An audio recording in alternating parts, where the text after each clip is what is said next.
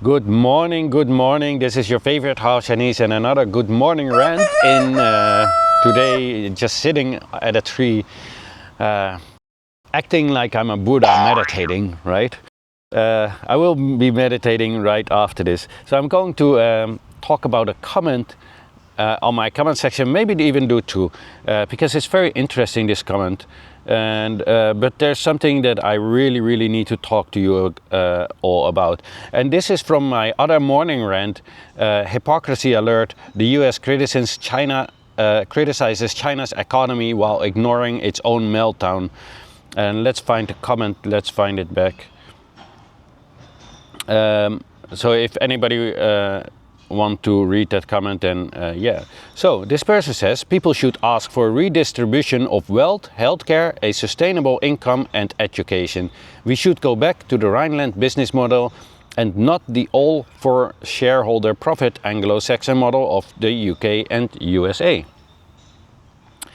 But the people who really need it don't vote for Bernie Sanders, framed as a communist, but Trump. And the country you are walking, not for the SP, which is the Socialist Party, but for Geert Wilders, who is also a very far-right person.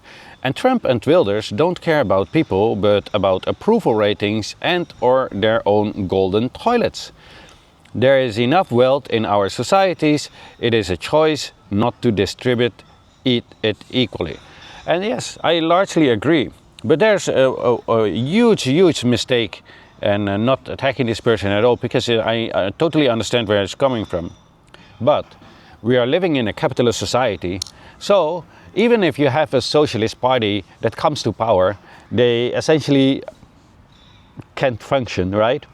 So in the Netherlands, for example, our Socialist Party is only socialist in name, right? Of course they are for a couple of socialist policies, but they are not actively fighting against capitalism. So it's only a name. In fact, they also are approving of very imperialistic policies, which once you do that, you can never call yourself a socialist anymore, right? Because if you are infringing on other people's sovereignty or other countries' sovereignty, that is in the name of imperialism. In the case of Taiwan, they voted for Taiwan needs to get more power in the United Nations, while, and this is the thing, while the Netherlands consensus is that Taiwan is a part of China, right? So this Socialist Party in name says we need to have to fight an imperialistic war to give Taiwan more power in the United Nations, which could lead to straying away from its motherland, which is actually a form of imperialism, right? Because why do we want that? For very imperialistic reasons. I don't need to explain this to anybody. So they are not Socialist Party. Their name is a Socialist Party. It is almost like the mustache man from Germany who created World War II. I have to say it like this because I don't want my algorithm to go down.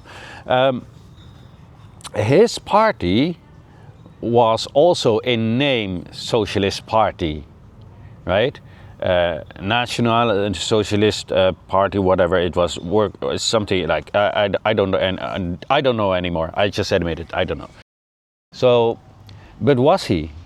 He wasn't, right? He was working with all big companies, corporates, etc., and they're doing exactly hyper capitalism. So he was also only named was socialism. So anybody who has any high hopes for the Socialist Party in the Netherlands, it's just useless. The other thing in the Netherlands is our mechanism is built like this. If they would win a election, right, by far, like, you know, everybody votes for them, they still need to make a coalition. When they make a coalition, they go into a back room and nobody is allowed to know what is being said there. The public is not allowed to know.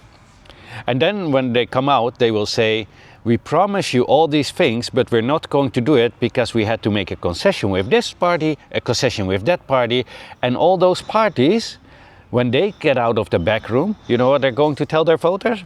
We're not going to do what we have promised because we had to make a concession with the Socialist Party.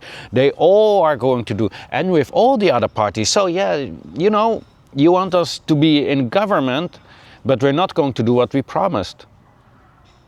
Then what's the use for you being in government? I did not vote for you to be having a seat in the government. I voted for the agenda that you promised to fight for. So it is useless to vote for them, honestly. It's just basically useless. Until the system is changing, it is just totally useless.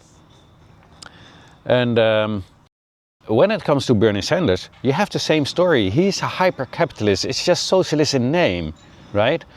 You know, he is still allowing this entire capitalist system. So, especially in the United States, you need to understand that these two parties don't really exist. It is one party under two names, right? I've said it many times. What they are doing is occupying the state, right? They are not allowing a third option to come in because they own this, they own the House, the Congress and the Senate, and all the laws and policies need to go through there. So even if a real socialist party, let's say an independent socialist party would win, they would not be able to do anything because everything they want to get passed will not get passed by the Democrats, and also the Republicans will never allow it. And the reason why they will never allow it, because if they allow it, they might also lose the Congress and the Senate, right? It's very simple. So it is not in their interest to allow anything that you want to go through. It is in their interest to not allow you. And that is how they are keeping that monopoly on your politics. Was somebody standing behind me? No? I'm sorry. So, it really doesn't matter for who you are actually voting. It's not going to do anything to you for the country until the system changed. So how are we going to change it? Well, in the United States, they are allowed to change it, I believe. I'm not sure, I cannot say it for 100%, but just look up the reason why you have the Second Amendment, right? If there is tyranny, they are allowed to fight against tyranny, right? Not only foreign, but also on their own soil, right? Which is from their own people. So they are having a mechanism in place, right? Now, if a government systematically is not doing what you want, then you don't have any democracy, right? And I also have made a video about the United States dissecting why it is not a democracy, and it does not have democracy, and it doesn't even believe in democracy. You also cannot find it in the Constitution. So it is basically all fake, right? The people have no say, even their votes don't matter because it's the Electoral College that decides, not the people. You can have 100% a popular vote, but if the electoral vote says otherwise, then you will have another president. It's that simple. Nothing that the people can do. So the only thing what would be changing a system would be a revolution, right? I'm not saying that people need to create a revolution because I'm not allowed to say these kind of things, obviously. I'm just analyzing the situation, right? This is the only way to change it. There's no other way. So even if you want to change it, yeah, I think that's the only way. You cannot change it by party or whatever, right?